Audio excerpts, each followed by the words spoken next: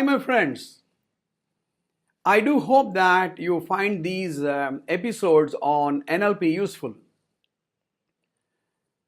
In the last episode, I ended up saying that there is a difference between manipulation and modification. If you see an external behavior, do you think it is simply external?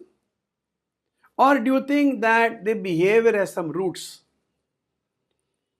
For that matter, anything that is seen outside, if it is just an external manifestation, you can remove it easily. Let's say that there is a pole fixed on a ground. If the pole is just balancing, you can easily remove it. But if the pole is driven into the ground, it is difficult. In fact, if the pole is driven deeply, the more deeply it is embedded, the more difficult it is to take it out. So, in the case of human behavior also, what you see outside a person is just an external manifestation of his mind. I told you some time back, like you have parts of the brain, you also have parts of the mind. Feelings, emotions, attitude, habits are some of the functions of the mind. If the behavior is driven by these factors, it is difficult to replace. Human behavior cannot be removed like what we remove a file in a computer, Alt+Cont+Del. And so we need to understand how NLP becomes relevant in dealing with an external behavior. Either you want to bring about a change in the behavior, or you want the behavior to be stopped. So, let's see what the difference between manipulation and modification.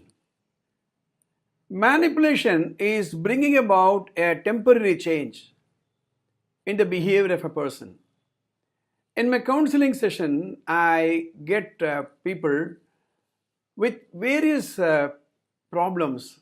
For example, a person is addicted to smoking. And the person will say, I tried giving up smoking, but I'm not able to do it consistently. Threats, rewards, are some of the ways in which a behavior can be manipulated. In a school situation, punishment of a child brings about some change. But the tendency is to go back to the old pattern of behavior. This is manipulation. Let me give another example. Let us take a rubber band. You pull it, you hold it, there is a tension there. The moment you release the rubber band goes back to its original shape.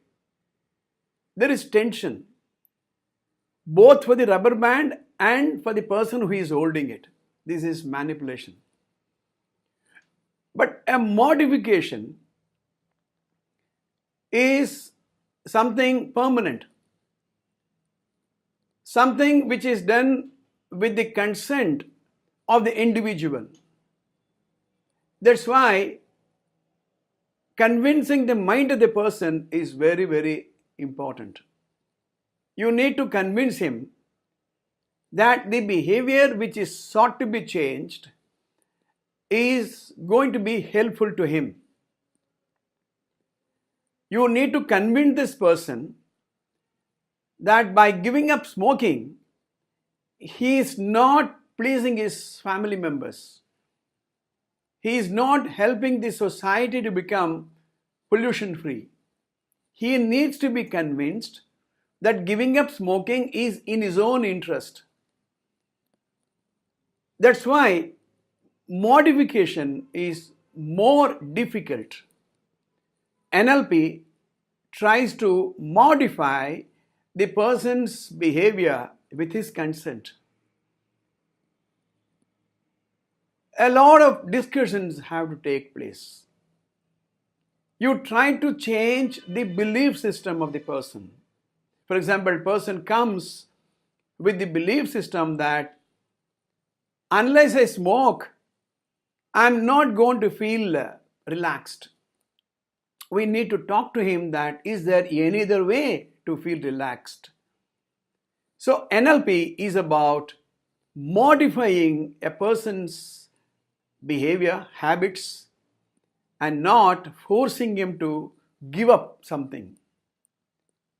Let us discuss more about it in the next episodes to follow.